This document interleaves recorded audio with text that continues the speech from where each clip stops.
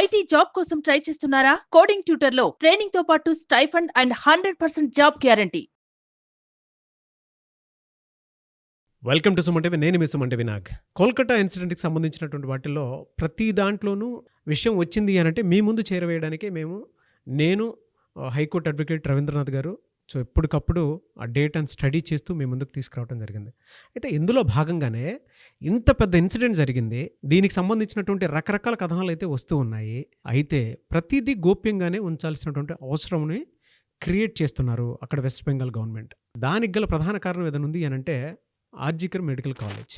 అసలు దాని పుట్టుపూర్వోత్తరాలు ఏంటి, అక్కడ జరిగినటువంటి ఇన్సిడెంట్ ఎందుకు బయటికి రావటం లేదు, దానికి సంబంధించిన ప్రధాన కారణాలు ఏంటి అనేది ఈ వీడియోలో డీటెయిల్డ్గా పార్ట్ 1 పార్ట్ 2గా ఉంటుంది. అంటే అక్కడ ఏం జరిగింది, ఏం జరుగుతోంది, ఇంత పెద్ద ఇన్సిడెంట్ అయినా కూడా వాటి వెనుక ఆ కాలేజ్లో ఉండేటువంటి శక్తులు అది బయటికి రానియకుండా ఎందుకు చేస్తూ ఉన్నాయి, అండ్ గవర్నమెంట్ కూడా ఏ విధంగా ఇన్వాల్వ్ అయ్యి ఉండే అవకాశం ఉంది అనేది ఈ వీడియోలో పార్ట్ 1 పార్ట్ 2లో మీకు చెప్తాము. వీడియోని పూర్తిగా చూడండి. Hello sir. హాయ్ అండి నాగరాజ్ గారు. ఆర్జికర్ మెడికల్ కాలేజ్ అసలు ఇది ఎలా స్టార్ట్ అయింది, అందులో ఏం జరిగేది?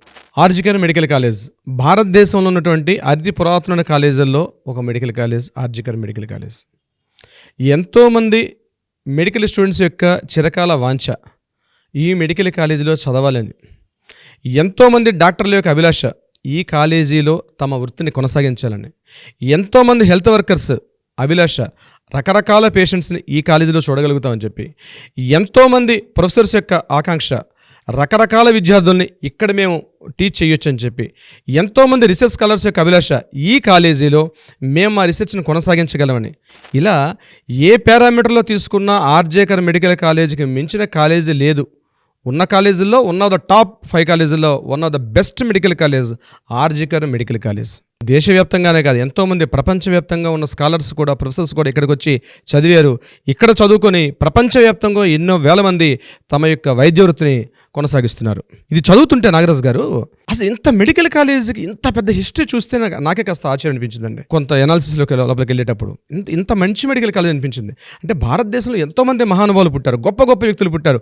ముఖ్యంగా కలకత్తాలో పుట్టేటువంటి మహానుభావులు ఎంతోమంది, ఈశ్వర్ చంద్ర విద్యాసాగర్ కావచ్చు, రాజా రామ్మోహన్ రాయ్ కావచ్చు, ఇట్లాంటి ఒక మహానుభావుల సరసన ఉన్నటువంటి వ్యక్తి ఆర్జికర్ రాధా గోవిందకర్ అనే వ్యక్తి. ఆ పేరే అద్భుతం అండి. ఒకసారి అంటే కొద్దిగా స్టోరీలోకి వెళ్దాం నాగరాజు గారు. ఎందుకంటే ఇప్పుడు ప్రజలకు తెలియకపోతున్న కొన్ని టోటల్ స్టోరీ నేను నెరేట్ చేయకపోయినా కొన్ని హైలైట్ చేసే పాయింట్స్ నేను చెప్పే ప్రయత్నం చేస్తాను. ఎందుకంటే మన చరిత్ర మనం తెలుసుకోకపోతే మనకి భవిష్యత్ అనేది ఉండదు. నేను పూర్తిగా నమ్మే వ్యక్తులు అందుకోండి. కాబట్టి ఈ ఆర్జికర్ మెడికల్ కాలేజ్ గురించి కొంత ఇన్ఫర్మేషన్ ఇచ్చే ప్రయత్నం చేస్తాను. ఇందులో భాగంగా ఈ ఆర్జికర్ మెడికల్ కాలేజ్ గురించి చెప్పే సందర్భంలో 1889లో ఒక సంఘటన జరిగింది. కలకత్తాలో గంగానది పరివాహ ప్రాంతంలో ఒక ప్లేగు వ్యాధి మహమ్మారి బాగా విస్తృతంగా వ్యాపించింది. కొన్ని వేల మంది ఆ ప్లేగు వ్యాధిని పడి చనిపోతున్నారు.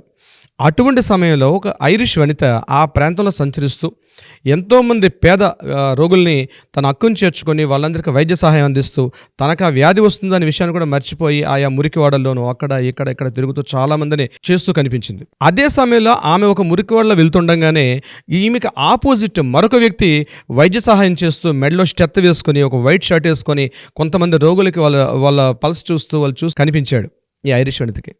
ఆమె విచిత్రంగా చూసింది. ఎక్కువగా ఈ ఫారినర్స్ కనిపిస్తున్న టైం 1889 అంటే ఎక్కువగా బ్రిటిషర్స్ ఉన్నటువంటి టైము. ఒక ఇండియన్ పర్సన్ పొట్టిగా ఆల్మోస్ట్ ఒక 5 feet ఉన్నటువంటి వ్యక్తి ఆ ప్రాంతంలో సర్వీస్ ఇస్తుంటే చూసి ఆశ్చర్యపోతున్న దగ్గరికి వెళ్ళి చాలా ప్రేమగా మాట్లాడింది. ఎవరు మీరు ఏంటని కలిస్తే అతను సోయిన్స్ అని చెప్పాడు. ఆ మురికివాడలో సంచరిస్తున్న వనిత పేరు, ఐరిష్ వనిత పేరు సిస్టర్ నివేదిత. సిస్టర్ నివేదిత ఎవరండి? వివేకానందుడి యొక్క ప్రథమ శిష్యురాలు ఆవిడ. అవును, స్వామి వివేకానంద యొక్క ప్రథమ శిష్యురాలు సిస్టర్ నివేదిత, ఒక ఐరిష్ వనిత. తన పేరు మార్చుకున్న తర్వాత ఆవిడ సిస్టర్ నివేదిత. సెర్చ్ చేసినా కూడా చాలా విషయాలు తెలుసు సిస్టర్ నివేదిత గారి గురించి. ఈ మహానుభావుడి డాక్టర్ గారు పుట్టిగా 5 feet ఒక 5 feet చిన్న హైట్ అండి, చాలా షార్ట్ లెంగ్త్ వ్యక్తి. అతను నడుచుకుంటూ వెళ్ళిపోతూ ఎంతోమంది రోగుల్ని తన సహాయకులుగా తీసుకుంటూ ఒక సైకిల్ పట్టుకుని నడుచుకుంటూ పోతున్నాడు. ఆయన చిన్న సైకిల్ ఉండేది, ఆ సైకిల్ వేసుకుంటూ తన యొక్క మెడికల్ కిట్ అంతా ఆ సైకిల్ వెనక పెట్టుకుంటూ నడుస్తున్న వ్యక్తిని చూసి ఆశ్చర్యపోయింది. ఇద్దరు కలిశారు. ఆ ఇద్దరు కలయిక ఒక మహా మార్పుకు దారితీసింది. ఆ మహా మార్పే ఆర్జికర్ మెడికల్ కాలేజీకి ఆవిర్భావం జరిగింది. అంటే స్వామి వివేకానంద యొక్క అత్యున్నతమైనటువంటి భావాలు, ఆశయాలు, అటువంటి ఆశయాలతో రూపుకల్పుకున్న కాలేజ్ ఆర్జికర్ మెడికల్ కాలేజ్. అయితే ఈ రాధా గోవిందకర్ ఎవరు? ఇతను August 23 1850లో కలకత్తాలో ఉన్నటువంటి బల్గేరియా అన్న ప్రాంతంలో ఇతను పుట్టాడు. హౌరా స్టేషన్ దగ్గరగా రామరాజ్ అట్లా అని ఒక స్టేషన్ ఉంటుంది. ఆ స్టేషన్ దగ్గరలో ఇతని యొక్క నివాసం.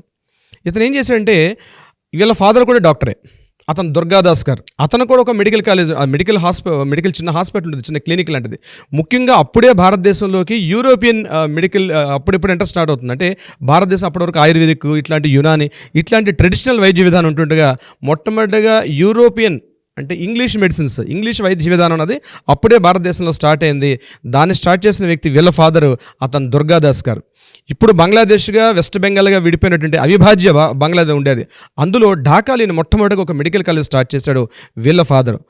వాళ్ళ ఫాదర్ నుంచి వచ్చినటువంటి ఆ మెడికల్ వృత్తిని ఇతను కంటిన్యూ చేస్తూ 1850లో ఇతను పుట్టి 1883లో అక్కడి నుంచి ఆయన స్కాట్లాండ్ వెళ్ళడం జరిగింది దుర్గాదాస్ గారు, ఫర్దర్ ఎడ్యుకేషన్ స్టడీ చేయాలని చెప్పి.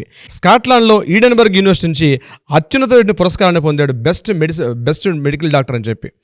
ఆ అవార్డు తీసుకున్న తర్వాత అతనికి యూరోపియన్ కంట్రీస్ చాలామంది మా దేశంలో పనిచేయండి, మీ ఐడియాలజీ మాకు ఉండాలి, మీ యొక్క టాలెంట్ మా దేశంలో ఉండాలి అని ఎంతోమంది అనుకుంటే కూడా లేదు, నా దేశ ప్రజలు భారతదేశం చాలామంది ఇప్పటికి కూడా సరైన ఆరోగ్యం లేక, వసతులు లేక, అనారోగ్య పీడితులుగా ఉన్నారు కాబట్టి వారిని సేవ చేయాలనే ఉద్దేశంతో ఇమ్మీడియట్గా అక్కడి నుంచి బ్యాక్ వచ్చేసి 1889లో ఇతని ఈ యొక్క మెడికల్ హాస్పిటల్ స్టార్ట్ చేశాడు. నాగరాజు గారు ఆ మెడికల్ కాలేజ్ ఊరకన స్టార్ట్ అయింది. ఈయన పెద్ద రిచ్ పర్సన్ కాదు, ఈయన అపర కోటీశ్వరుడు కాదు.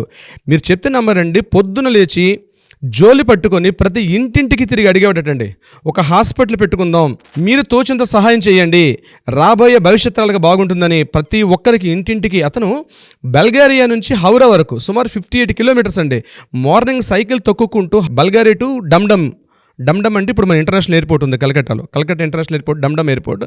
ఈ ఉండేది బల్గేరియా హౌరా టు డమ్డమ్ వరకు, అంటే సుమారు 58-60 కిలోమీటర్స్ సైకిల్ తొక్కుంటూ ఎర్లీ మార్నింగ్ వెళ్ళి అక్కడ ఉన్నటువంటి వ్యక్తులకి నాన్నగారి హాస్పిటల్ అక్కడ ఉండేది. ఆ చుట్టుపక్కల ఉన్న ప్రాంతంలో అందరూ కూడా ప్రతి ఇంటింటికి వెళ్ళి వైద్యం అందించేవాడు. ఎక్కడ రోగులుంటే అక్కడ ఈయన వాలేవాడు. ఇలా కొన్ని వేల మందిని కలకత్తా ప్రజలకి ఈయనకి విడదీయడానికి సంబంధం. ఎక్కడ రోగులుంటే అక్కడ డాక్టర్ రాధా గోవిందకర్ అన్నటువంటి అద్భుతంగా పనిచేశాడు. ఈయన తన జీవితాన్ని మొత్తం ధారపోసాడు ఆయన ఆర్జేకర్. ఈయన చేసినటువంటి సేవలకి అసలు మనం కొలమానం లేదండి. బహుశా భారతరత్న అవార్డు ఇచ్చిన తక్కువేనేమో బహుశా అని అవార్డైతే. ఇతను సైకిల్ మీద ప్రతి ఇంటింటికి వెళ్ళి వైద్య సేవలు ఇవ్వడం చాలా కష్టం. అలానే కాకుండా ఒక క్లినిక్, ఒక హాస్పిటల్ ఎస్టాబ్లిష్ చేయడం వల్ల నాకున్నటువంటి ఏదైతే ఈ మెడిసిన్ నాలెడ్జ్ ఉందో ఇది 10 మందికి షేర్ చేయొచ్చు, 10 మంది మెడికల్ స్టూడెంట్స్ని తయారు చేయొచ్చు. అప్పటికే కలకత్తాలో మెడికల్ కాలేజ్ ఉంది, ఇతను అక్కడ కూడా చదువుకున్నాడు, ఒక మామూలు కాలేజ్ అది. లేదు, ఒక క్లినిక్ ఎస్టాబ్లిష్ చేయాలి, నాకున్న నాలెడ్జ్ 10 మందికి షేర్ చేయాలి, కొన్ని వేల మందికి ఒక చోట పిలిచి ఇక్కడ వైద్య సహాయం అందించాలి. అప్పటికున్నటువంటి ఎక్విప్మెంట్స్ తోటి ఆన సదుద్దేశంతో ఇంటింటికి వెళ్ళి జోలి పెట్టి ప్రతి చోటికి వెళ్ళి పెద్దలు అప్పటికున్నటువంటి పెద్ద వాళ్ళకి కొద్ది దాతలు వాళ్ళ ఇంటికి వెళ్ళి, సార్ ఇట్లా హాస్పిటల్ పెడుతున్నాం, ఎంతో కొంత ధన సహాయం చేయండి అని చెప్తూ ముందుగా తన వంతు సహాయంగా తన ఆస్తిని అమ్మి 12 భిక్షుస్ ల్యాండ్, అంటే భిక్షుస్ అంటే ఇప్పుడున్న ఎకరం అంటాం, అప్పుడు భిక్షుస్ అనేవారు. ఆ 12 భిక్షుస్ ల్యాండ్ని బల్గేరియా ప్రాంతంలో పర్చేజ్ చేసి ఫస్ట్ టైం దీన్ని ఎస్టాబ్లిష్ చేశారు ఇన్ ద ఇయర్ ఆఫ్ 1889లో. అప్పటికి ఆ కాలేజ్ పేరు Bulgaria medical college, medical hospital. ఈయన తన పేరు పెట్టుకోలేదండి. 1889లో మొదటి Bulgaria medical hospital and college మెల్లమెల్లగా తన వైద్య సేవల్ని ముందుగా 50 మందితో స్టార్ట్ అయ్యి 50, 100 అయ్యారు, 100, 500 అయ్యారు, 500, 1000 మంది అయ్యి మొత్తం యావత్ కలకత్తా నగర ప్రజలకి ఆ విడదీయడానికి సంబంధం ఏర్పడింది. ఏ చిన్న వైరల్ ఫీవర్స్ కావచ్చు, జబ్బులు కావచ్చు, ఎటువంటి క్రానిక్ ఆర్ అన్క్రానిక్ డిసీజ్ అన్నింటినీ కూడా అడ్రస్ ఎక్కడ అంటే కేవలం బల్గేరియా మెడికల్ కాలేజ్ హాస్పిటల్, ఇక్కడికి చేరుకుండేవారు. అంటే ప్రజలకి ఎప్పటి నుంచి అనుభవం, కొన్ని 100 ఏళ్ళ నుంచి.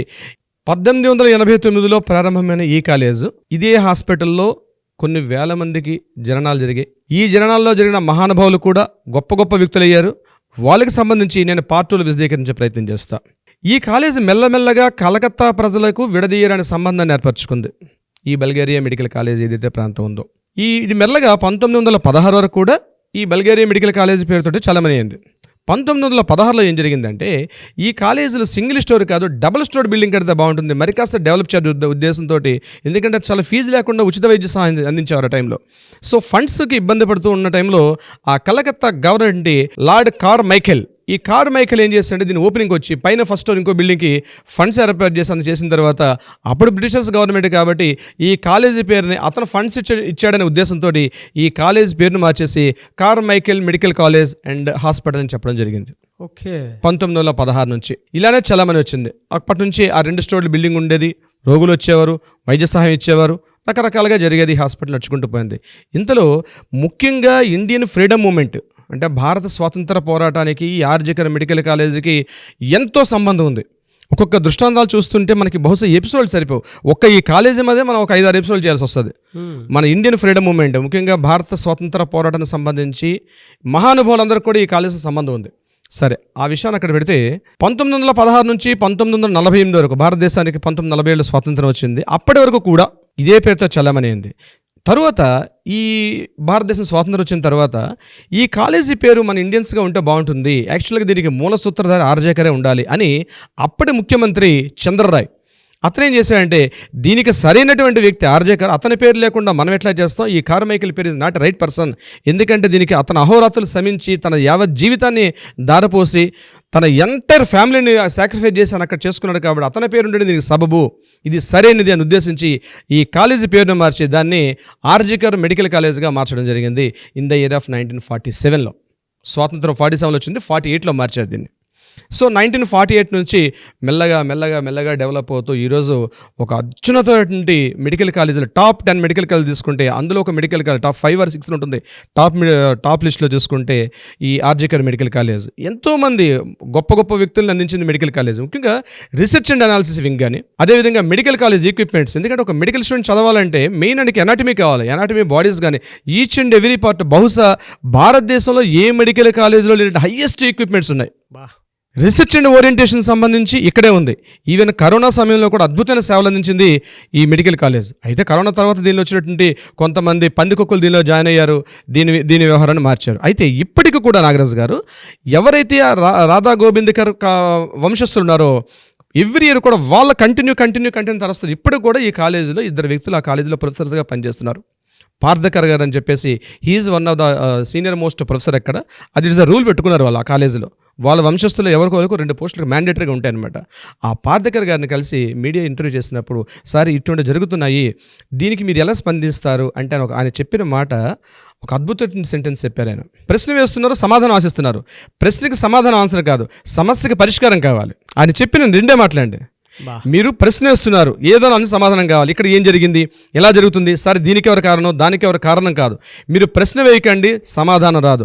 సమస్య గురించి ఆలోచించండి, పరిష్కారం వస్తుంది. కాబట్టి మన అందరం కలిసి ఈ కాలేజీని ఒక అద్భుతమైన వ్యవస్థగా దీన్ని మరలా ముందు తరాలకు అందిద్దాం. దీనికోసం నా ఒక్కరో మీరొక్కరో కాదు, ఇది గవర్నమెంట్ కాదు, అందరూ స్వచ్ఛంద సేవకులు ప్రతి ఒక్కరూ పార్టిసిపేట్ చేస్తే ఆర్జికర్ మెడికల్ కాలేజ్ ఒక అద్భుత మెడికల్ కాలేజ్ అవుతుందనలో ఎటువంటి సందేహం లేదని పార్థకర్ గారు చెప్పినటువంటి మాటల్లో మనం తెలుసుకోవచ్చు. ఇప్పటికీ వాళ్ళు ఉన్నారు కాబట్టి ఉన్నారండి, ఇదంతా ఇన్సిడెంట్ చూశారు కాబట్టి. అవునండి, ఒక మంచి మాట నిజంగా చాలా బాగా చెప్పారు సార్. ఒక మంచి కోసం మనం ఏవైతే తాపత్రయంతో ముందుకు వెళ్తూ ఉన్నామో ఆ విధంగానే వాళ్ళు చెప్పటం. ఎందుకు అనంటే వాళ్ళకి తెలుసు ఎప్పటి నుంచో ఉండేది పరిష్కారం ఒక్కసారి దొరికితే జీవితంలో ఇంకెవరూ కూడా ఇలాంటి తప్పు చేయడానికి అవకాశం ఉండదు. ఎంతో మందికి విద్యా బుద్ధులు నేర్పించినటువంటి కాలేజ్, దీంట్లో పెద్ద మహానుభావులు చదువుకున్నారు. ఒక ఇన్సిడెంట్, ఒక ప్రిన్సిపల్ వల్ల ఇదంతా పాడైపోయింది అనుకునేటువంటి మైండ్లో అయితే డెఫినెట్గా ఉంటుంది. విజనరీ పీపుల్ సార్, వాళ్ళకి ఆ మాత్రం ఉండకుండా ఎందుకు ఉంటుంది? అంతే కదా సార్, ఎన్నో చూసుంటారు. ఆ ఫ్యామిలీ పాయింట్ ఆఫ్ వ్యూ నుంచి 136 సంవత్సరాల కాలేజ్ అండి ఇది. 136 years oldest medical college in India. And I would like to say special thanks to you sir. మీ నాలెడ్జ్కి మీకు హ్యాట్స్ ఆఫ్ చెప్పాలి. మీరు స్టడీ చేసినటువంటి విధానం చూస్తే మాత్రం ముచ్చటేసింది నాకు. Thank you so much sir, మీరు ఇస్తున్న కోఆపరేషన్ అది ముందుకు Nagaraj garu. I'm so proud of you. Thank you so much Ravindranath garu. Thank you so much Nagaraj గారు.